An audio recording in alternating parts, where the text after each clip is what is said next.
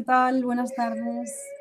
Soy Carla Soriano, soy voluntaria de Mis Respuestas de Fertilidad, la plataforma española de la Sociedad Europea de Fertilidad. La Sociedad Española de Fertilidad es una sociedad empírica que proporciona herramientas, apoyo y educación a pacientes y a clínicas de reproducción asistida. Y por una parte tiene la plataforma de Mis Respuestas de Fertilidad, cuyo objetivo es facilitar y aumentar el apoyo y la experiencia positiva de los pacientes que estamos en tratamiento y por eso hacemos estas formaciones gratuitas a través de los webinars para que nuestro camino hacia la fertilidad esté basado en los cuidados y sea como un poquito más ligero, ¿no? Por otra parte, la Sociedad Europea de Fertilidad, iba a decir la European Fertility Society, que es una cosa que estamos haciendo a nivel europeo, apoya las clínicas de fertilidad a través de la enseñanza, la capacitación del personal de salud y de atención al paciente, estableciendo guías de atención, recomendaciones y certificación de los procesos de aprendizaje. Entonces, por una parte tendríamos la Sociedad Europea de Fertilidad, que es quien da herramientas a las clínicas, y por otra parte estamos nosotros, los de las plataformas de Mis Respuestas de Fertilidad, que tenemos la plataforma en francés, en inglés, en español, en italiano y ahora, novedad de este mes, en alemán y en ucraniano, y nos encargamos como de la parte de los webinars más directamente con los pacientes. ¿De acuerdo? Os cuento mis respuestas de fertilidad.es para la plataforma española. Yo soy voluntaria, siempre pido ayuda, ¿vale? Yo me encargo de gestionar los webinars, de buscar nuevos médicos, de hablar con las clínicas, de contactar con los doctores a través de las redes, tal. Pero hay una parte que a mí no me da la vida porque si no, o sea, no vivo. Y es una parte que me encantaría llevar a cabo, que es cuando termina la presentación del doctor o doctora, del experto o la experta. Después, los que ya sois veteranos de los webinars sabéis que hay una parte en la que yo llamo el turno de micro abierto, que es donde los pacientes que estáis conectados habláis con el doctor a través del chat, ponéis una pregunta, yo la publico en la pizarra y el médico o médica contesta la pregunta. Bien, pues la parte que a mí me gustaría recibir ayuda por vuestra parte es un copia-pega. Y no es un copia-pega tan fácil porque sí que puedes copiar la pregunta, pero la respuesta del médico hay como que resumirla y transcribirla. Después, cuando tienes la transcripción, me la envías al correo electrónico y yo me encargo de subir como las preguntas y las respuestas transcritas junto al vídeo del webinar y así las personas, aparte de ver el vídeo, pueden también leer las respuestas, las preguntas y las respuestas. Entonces, si hay algún voluntario o voluntaria en la sala, yo luego pondré en la activación de la pizarra de las preguntas y respuestas mi correo electrónico para que si os apetece, pues me mandéis, por favor, la transcripción, ¿de acuerdo? Si vais a mis respuestas de fertilidad.es, también hemos activado un botoncito de hacer donaciones para poder sostener esto en el tiempo y mejorarlo, si puede ser.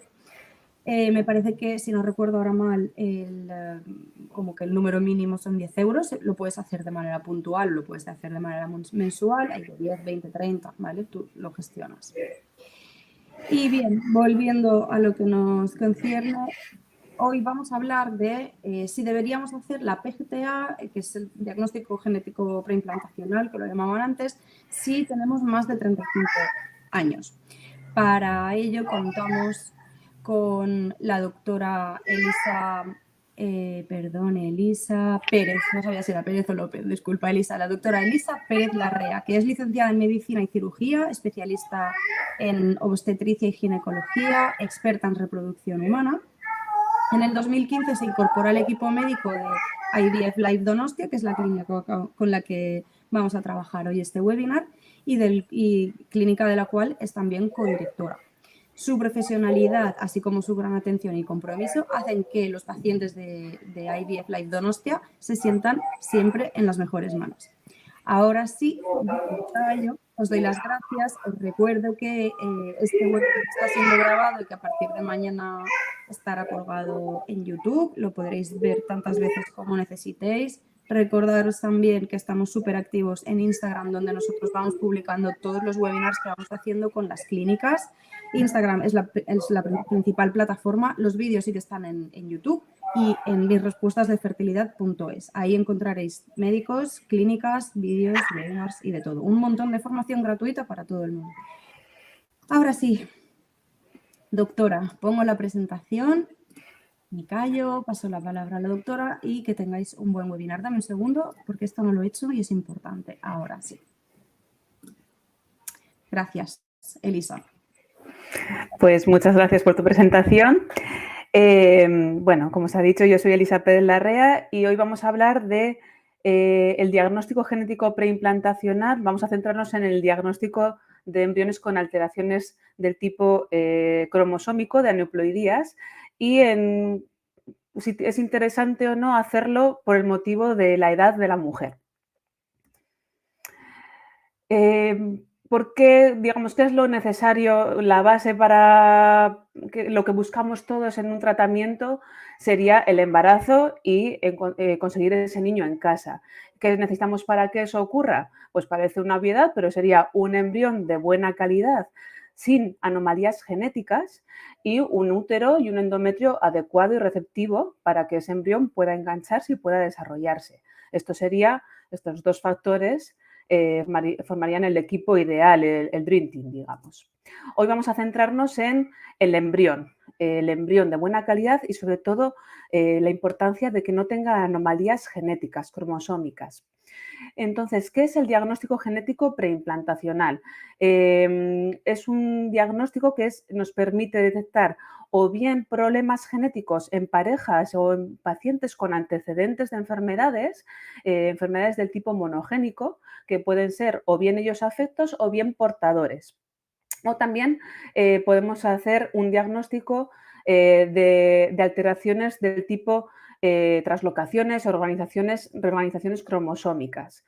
Y por otro lado también podríamos estudiar el PGTA, las alteraciones cromosómicas de los embriones, que se da en pacientes que tienen infertilidad, pero no tienen problemas genéticos, no son ni afectos ni portadores de ninguna enfermedad, incluso sus cariotipos, sus cromosomas están bien. Entonces, podríamos decir que el PGTA, las siglas lo que dicen es que es un test genético, una prueba que analiza el ADN de los embriones, preimplantacional, porque se va a hacer este estudio antes de transferir el embrión dentro del útero, y de aneuploidías, porque lo que vamos a buscar es aquellos embriones aneuploides, es decir, que no tengan un número correcto de cromosomas. ¿Por qué es importante esto de los cromosomas? Los cromosomas, tenemos 23 parejas, los humanos, y ahí va empaquetada toda la información genética, todo nuestro ADN. En el momento que hay una alteración a este nivel, en el número de cromosomas, que esto es lo que se denomina aneuploidía, normalmente son alteraciones tan graves que son incompatibles con la vida y el embrión o bien no puede engancharse en el útero, o bien es un aborto, o bien podemos tener síndromes como podría ser el síndrome de Patot de Edwards, por alteraciones del cromosoma 13 o 18, o el síndrome que todos conocemos, síndrome de Down, que es la trisomía del cromosoma 21, que sería lo que veis aquí reflejado en este cariotipo que veis debajo, en el que tenemos 3 cromosomas del número 21 en lugar de 2. ¿Por qué es importante realizar esta prueba, sobre todo en mujeres a partir de cierta edad? Pues porque las mujeres nacemos con un número de óvulos limitado, no generamos óvulos a lo largo de la vida. Lo único que hacemos es ir consumiendo estos óvulos y digamos que los óvulos que vamos consumiendo son los de mejor calidad. A partir de los 35 años, este consumo se acelera, se multiplica, depende de la mujer, pero por 3, por 5, y la reserva empieza a bajar muy rápidamente y además el porcentaje de óvulos con alteraciones genéticas empieza a ser cada vez más importante. De ahí se debe, eso lo que produce es que el porcentaje de óvulos y el porcentaje, por tanto, de embriones euploides, es decir, que tienen la genética normal y adecuada, según avanza la edad, sobre todo a partir de 35 años, como podéis ver en esta gráfica reflejado, empieza a caer de forma muy notable. ¿Esto qué es lo que implica? Como baja el porcentaje de embriones euploides sin alteraciones, baja también la tasa de embarazo y además, muy importante, empieza a aumentar de forma exponencial el porcentaje de abortos y de pérdidas del embarazo. sobre todo si veis en esta gráfica, en la línea rosa se ve perfectamente que a partir de los 35 años se dispara la tasa de aborto y también aumenta muchísimo el síndrome de Pato por el cromosoma 13, síndrome de Edwards y síndrome de Down. ¿Cuándo está indicado hacer el diagnóstico genético preimplantacional? Pues como estamos diciendo, cuando la mujer tiene una edad ya más avanzada, sobre todo a partir de 35 años y sobre todo altamente recomendable a partir de 37-38, porque ya sabemos que ahí el riesgo de alteraciones genéticas está muy incrementado. También en mujeres o parejas que tengan abortos de repetición, o fallos repetidos de implantación. Se hayan hecho varias transferencias de embriones, normalmente decimos 2 o 3 transferencias de embriones de buena calidad y no se han enganchado, no ha habido embarazo. También en las ocasiones en las que haya un factor masculino severo, en las que haya una afectación muy importante de la concentración, de la morfología, de la movilidad del semen, eso se ve que está directamente relacionado con un aumento de embriones aneuploides. Es difícil establecer en qué proporción va a aumentar ese riesgo, pero sí que sabemos que aumenta. También en mujeres o en parejas que hayan tenido embarazos previos con síndromes de este tipo, con trisomía 13, 18 o 21, especialmente si ocurrieron por debajo de los 35 años, porque ahí puede haber una tendencia mayor a este tipo de patologías. Y bueno, luego también incluso en pacientes en los que haya un buen pronóstico, no cumplan ninguno de estos criterios, pero quieran transferirse un único embrión y además tengan claro que quieren ser muy selectivos y tener las máximas opciones en esa transferencia embrionaria. ¿Cómo sería el procedimiento? ¿Qué es lo que tenemos que hacer para hacer un diagnóstico genético implantacional?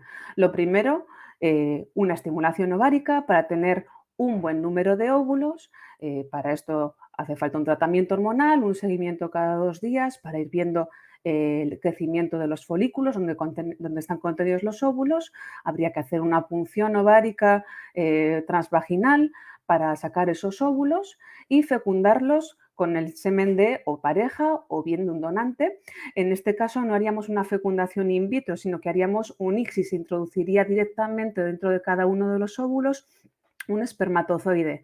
Es importante no hacer una fecundación in vitro, que sería dejar los espermatozoides alrededor del óvulo a ver cuál entra, porque en ese caso, a la hora de hacer el diagnóstico genético, podría haber errores y podríamos estar analizando el ADN del espermatozoide, un espermatozoide que se hubiese quedado alrededor en lugar de las células del embrión. Con lo cual, siempre que vayamos a hacer un estudio genético preimplantacional, siempre habrá que hacer un ICSI el día de la fecundación. A partir de ahí vamos a ir viendo el desarrollo de los embriones, cómo van haciendo las divisiones celulares cada uno de los días y llevaremos los embriones hasta día 5 o día 6, hasta el estadio de blastocisto. En este momento es cuando haremos la biopsia de los embriones. Lo que vamos a hacer, aquí podéis ver un embrión, si veis esta zona de arriba, que es un poquito más gruesa, eso es la masa del embrión, esto es lo que da lugar al feto y todas las células que tenemos alrededor serían el trofoectodermo. Esto es lo que da lugar a la placenta. En la biopsia se tomarían unas poquitas células de esa zona, unas 6 células de esa zona, y eso es lo que se enviaría a analizar. Y los embriones se congelarían, se vitrificarían. Lo que podemos estimar es, en términos generales, si sacamos unos 16 óvulos, 16, 20 óvulos, tenemos que saber que en el momento que entramos en laboratorio esto es como un embudo. Muchos de esos embriones se van a parar por el camino. Eso es pura biología. Eso pasa en todas las pacientes, en todas las parejas. Lo habitual es que de esos óvulos de los que partimos, de los óvulos maduros que partimos, lleguen a día 5, día 6 con buena calidad, como un 30% de los óvulos, digamos. Teniendo eso en cuenta, ya hablaremos luego en función de la edad de la mujer cuánto podemos estimar que podemos encontrar, pero si tenemos unos 16-20 óvulos, podríamos igual estar estimando unos 4, 5 blastos y dependiendo de la edad, pues podríamos hablar 1, 2, 3 o estimar que vamos a tener los 5 euploides. Es muy variable. ¿Qué probabilidad tengo de tener embriones euploides? Pues varía muchísimo según la edad de la mujer. En donantes de óvulos, la tasa de embriones euploides es muy alta. Aquí tenemos recogido en esta gráfica un 61%, pero también hay que tener en cuenta que muchas veces hay un factor masculino, normalmente es incluso más alta, pero suele estar alrededor de un 70%, 75% de embriones euploides. En una mujer de 35 o 37 años ya empieza a disminuir ese porcentaje, ya nos vamos a un 44, a un 50% de embriones con euploidía. Ya a partir de los 40 años ese porcentaje empieza a caer muy, muy rápidamente. Con 41 o 42 años la probabilidad de tener un embrión sin alteraciones sería de un 17%. Y por encima de 42 años la proporción de alteraciones genéticas de los óvulos y de los embriones es ya de un 85%, con 43 años de un 95%. Entonces, la posibilidad de encontrar un embrión euploide no es ni muchísimo menos cero, pero sí que es mucho más bajita.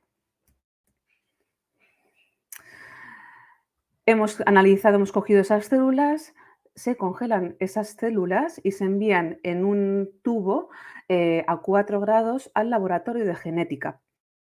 Ahí es donde se va a realizar el análisis de las células y tendremos el resultado en unas 2 semanitas.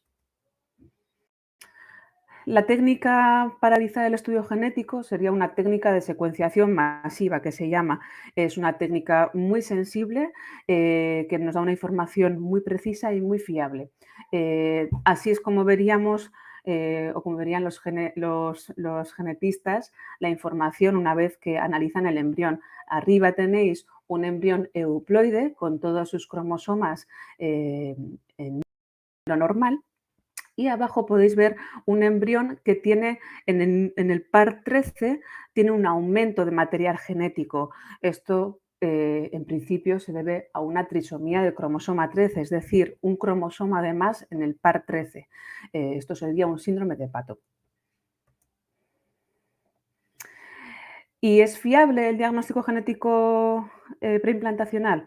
Pues es muy fiable. La tasa de fiabilidad es de un 95, incluso un 90 y 98%, pero bueno, pongamos un 95%.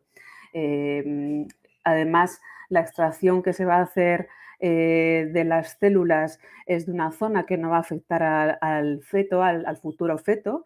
Es muy preciso, tiene un bajo impacto sobre la capacidad luego de ese embrión, la capacidad de implantación y de embarazo de ese embrión. Es un procedimiento preciso, fiable y reproducible, es decir, si volviésemos a hacer una segunda biopsia del mismo embrión, en principio obtendríamos el mismo resultado. Y la tasa de degradación tras la biopsia del embrión es también muy, muy baja. O sea que no hacer este procedimiento por miedo a perder embriones, por supuesto que es un riesgo el poder perder un embrión por la biopsia en sí, pero es un riesgo muy bajito. La tasa de supervivencia tras la biopsia y vitrificación del embrión es altísima, de un 99%, aunque sí que hay que decir que es una técnica que debe ser realizada por embriólogos especializados en este procedimiento.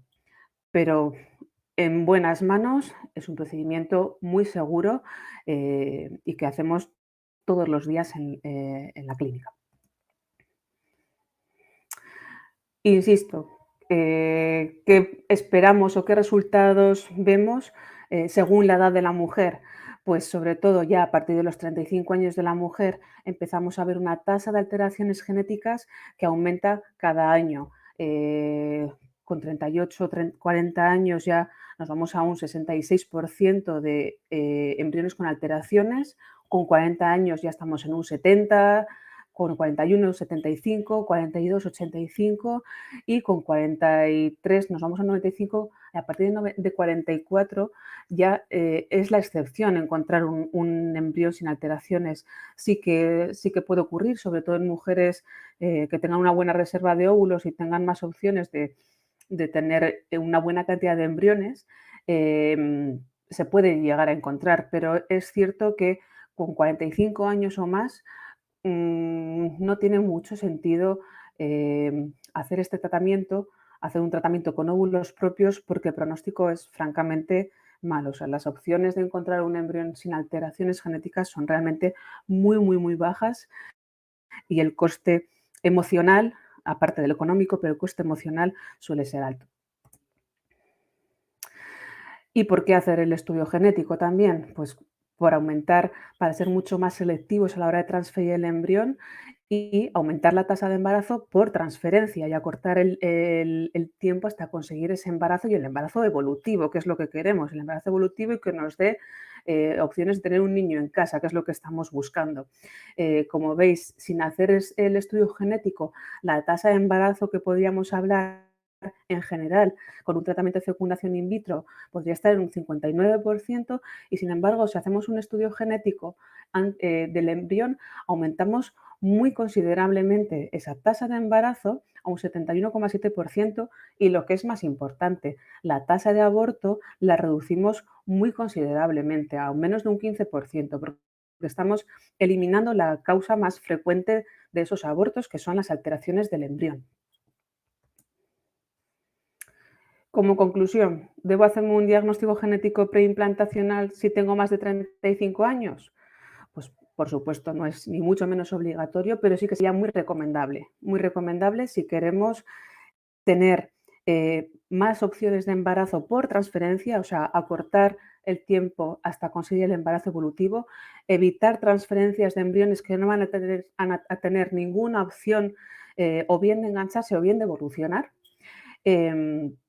Evitar desgaste psicológico y emocional, que es muy importante, y acortar el tiempo hasta llegar a ese embarazo, que es lo que buscamos. Sobre todo, lo que os decía, recomendable a partir de 35 años y, vamos, francamente, muy, muy, muy, muy recomendable con 38 o más, incluso aunque se tenga solo un embrión. Y bueno, os pongo aquí dónde estamos. Pertenezco al grupo IVF Life, que tenemos clínica pues, en Manchester, en Baden-Baden en Alemania, en Madrid, en Alicante y en San Sebastián, en Donostia, que es donde trabajo yo. Muchísimas gracias por la atención y abrimos el turno de preguntas. Sí, muchas gracias, doctora Pérez Larrea. Vamos, porque han hecho bastantes preguntas, cosa que a mí me da mucha alegría, porque la alta participación en los webinars es siempre un éxito. Vamos con Caro, que dice: hola, tengo 39 años, el año pasado hice mi primera FIV como madre soltera, tengo una buena antimuleriana, conseguí 15 óvulos, de los cuales 5 llegaron a blasto, pero solo uno fue euploide, 3 aneuploides y un mosaico al 45%. Transferí ese, pero se detuvo a las 6 semanas. Nuevamente ahora hice otra FIV, he sacado 19 óvulos, de los cuales 4 han llegado a blasto. ¿Es normal que tan pocos lleguen? ¿Qué posibilidad tengo de que alguno de estos 4 sea normal? Pues por desgracia, sí, es normal que lleguen tan poquitos. Somos la especie más desarrollada y la menos fértil. Entonces, lo que os decía antes, en el momento que entramos en laboratorio es una fase que se pasa muy mal y que siempre decimos es como un embudo, de lo que partimos a lo que llega a ser un embrión en día 5 o 6, vamos a perder. De 15 óvulos, tener 5 blastos sería una tasa de embrión realmente muy buena, o sea, dentro de la normalidad, o sea, estaría muy bien. Y el hecho de tener solo un euploide y luego un embrión mosaico que tiene sus particularidades, con 39 años la tasa de alteraciones genéticas que estaríamos esperando sería un 65% aproximadamente. Entonces, es verdad que está igual un poquito por encima de lo que habríamos esperado, pero es que es cierto que en el momento que hacemos el estudio genético, una cosa es la probabilidad y otra cosa es el azar. Que tengamos 5 embriones y la probabilidad sea un 65%, lo esperable sería 2 embriones euploides sin alteraciones y 3 sin alteraciones, pero eso es una estimación. Luego ya entra el factor suerte y puede ser que tengamos los 4 bien y 1 alterado, o 2 bien y 3 alterados, o incluso podemos tener todos mal. Entonces, cuantos más embriones, siempre más opciones de tener embriones sin alteraciones, por supuesto. La pena es eso, que luego el embrión enganchase y no se desarrollase, ¿no? O sea, que se parase tan pronto. Pero bueno, por supuesto que tienes que persistir, tienes opciones de que alguno sea normal, y de esos 4, pues a ver si hay suerte, y esta vez el azar juega un poquito más a tu favor y tienes 2 que estén bien, pero sí, tienes posibilidades de que alguno sea normal y de embarazo, por supuesto. Gracias, doctora. ¿Podemos recordar brevemente, por si alguien no lo sabe, qué son los embriones mosaico? Vale, sí, no he explicado esto. Los embriones mosaicos son embriones que están formados por 2 tipos de células, por 2 estirpes celulares. Una estirpe de esas células, una proporción de células estaría en este caso normal, y otra proporción de células está alterada. Depende, luego ya, esto ya nos lo da el estudio genético, nos dice qué tipo de alteración. Entonces, claro, cuando hacemos el estudio genético del embrión, cogemos unas poquitas células y analizamos. Y eso en principio es una representación de todo el embrión. Pero no sabemos exactamente luego qué porcentaje de esas células o qué porcentaje de las células del embrión real van a estar alteradas y cuáles van a estar bien. Son embriones que hasta hace unos años se descartaban. Y hoy por hoy sí que se sabe que se pueden transferir y que puede haber niños sanos. Nosotros tenemos niños sanos tras la transferencia de embriones de este tipo, pero sí que tienen sus particularidades y los pacientes tienen que ser conscientes de ellos, y al final son los que deciden si se los transfieren o no, si asumen ese riesgo o no. Las particularidades son que la tasa de implantación, las posibilidades de que ese embrión se enganche son menores, porque claro, puede ser que predominen las células alteradas y hagan que el embrión no se enganche. La tasa de abortos también es mayor. Y sí que se recomienda, como esto es algo que todavía no se lleva muchos años haciendo, y además hay algunas alteraciones que pueden estar asociadas a otros síndromes, aunque hoy por hoy es verdad que la mayor parte de la amniocentesis de embriones mosaico no se ha visto luego nada, pero se recomienda hacer amniocentesis en el embarazo para confirmar que el cariotipo de ese embrión está correcto. El cariotipo, vale. Sí. Pues muchas gracias. Nada. Seguimos con una preguntita, si puede ser así como breve, también por encima. Los tipos de PGTA que hay, diferencias entre unos y otros, que esto alguna vez lo han preguntado.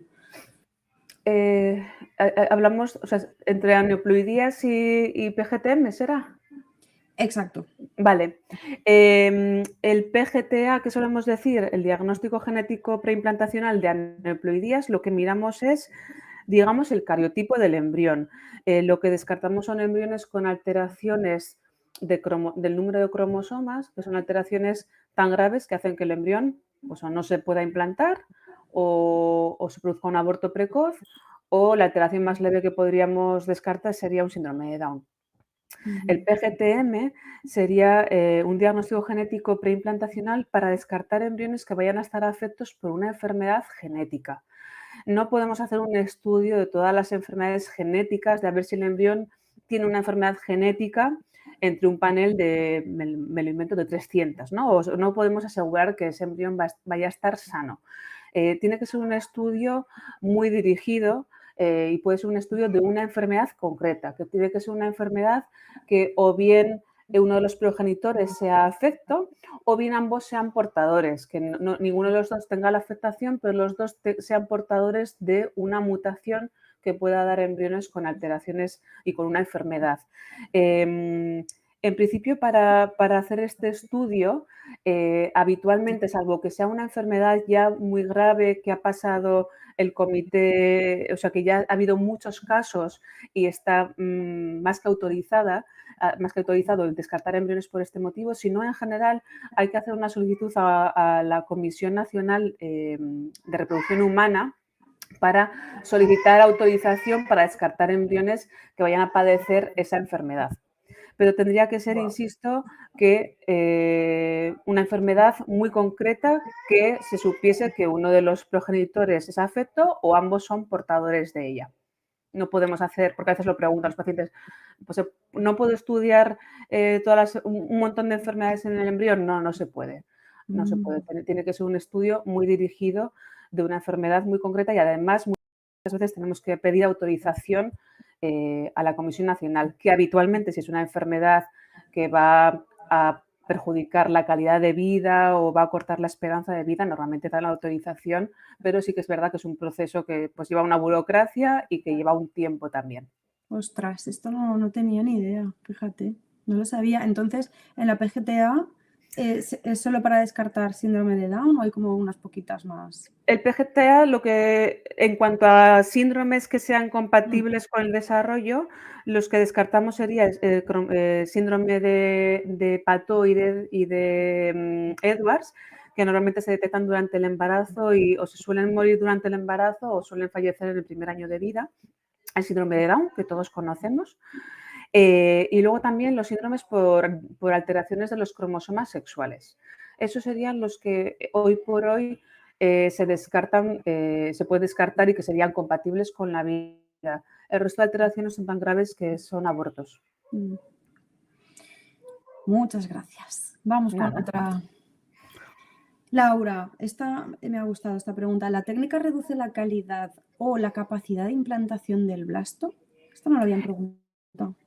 En principio no, porque lo que cogemos es de un embrión que tiene unas 250, 300 células, cogemos 5 o 6 células y el embrión lo tolera perfectamente. Antes se hacía el diagnóstico del genético del embrión en día 3. De un embrión de unas 8 células se tomaba una y se analizaba. Es una técnica que también los embriones toleraban bien, pero sí que es más invasiva y además es menos fiable el resultado, porque analizas una célula frente a ahora que analizamos 5, 6, 7. La calidad o capacidad de implantación del embrión no se ve alterada por la biopsia del mismo. Vale, por lo tanto, la biopsia embrionaria no debería provocar ninguna. No, la masa celular, lo que es el futuro feto, no se va a tocar. Digamos que esto sería un poco equiparable a la amniocentesis o a la biopsia coreal.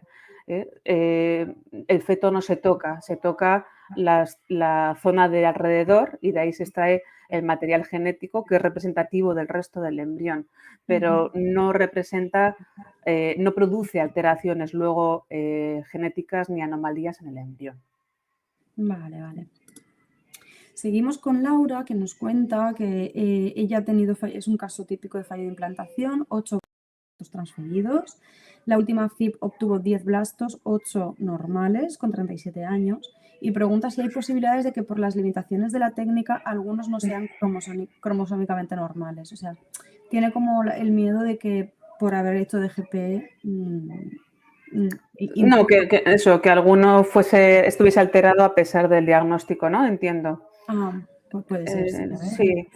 A ver, en ninguna técnica en medicina es 100% fiable, pero lo que os decía es una técnica muy fiable que podríamos decir que tiene una fiabilidad de un 95%. Es decir, o sea que luego si hiciésemos el estudio genético de ese feto, veríamos que efectivamente se correlaciona. Puede ser que alguno de los embriones estuviese alterado y haya sido la causa de la no implantación de ese embrión. No se puede descartar, a priori no es lo más probable, pero bueno, podría ser que alguno de esos embriones, pero en principio de los 8, si no todos, 7 estarían bien. En principio todos, ¿eh? Claro. O sea que hay que buscar otras causas, hay que buscar a otros niveles. Y esta la hago yo. Cuando los embriones son euploides pero existe fallo de implantación y la causa no es uterina, ¿podría tratarse del semen de la pareja? ¿O cuando son euploides...? Y la causa no es uterina, podría tratarse del semen de la pareja. Bueno, o sea, el semen, aparte de a nivel de la genética del embrión, también tiene mucho que decir a nivel de la calidad luego del embrión, de la energía que tiene ese embrión para desarrollarse, de la capacidad que tiene de implantarse. Entonces, sí que hay algunas cosas que se pueden estudiar en el semen, como es la fragmentación del ADN, la doble fragmentación del ADN del semen, aunque sí que es cierto que las alteraciones a ese nivel muchas veces se ven reflejadas en la euploidía, en las alteraciones genéticas del embrión, aunque hay veces que también se ve en la calidad morfológica, quiero decir, en la capacidad que tiene el embrión de engancharse. O sea que siempre, si pusiésemos en una balanza lo que tiene peso a la hora del embarazo, lo que más peso tiene es el embrión, sin duda, la calidad del embrión. Lo siguiente sería la mujer entendiendo por ella el útero, el ambiente uterino, la sangre. Y lo siguiente sería el semen. O sea que hay que darle también su lugar y su importancia. Pues mis dudas están resueltas. No sé, Caro, Laura, Leticia, Palo son los nombres que veo conectados. Si queréis hacer alguna preguntita más, estamos en hora.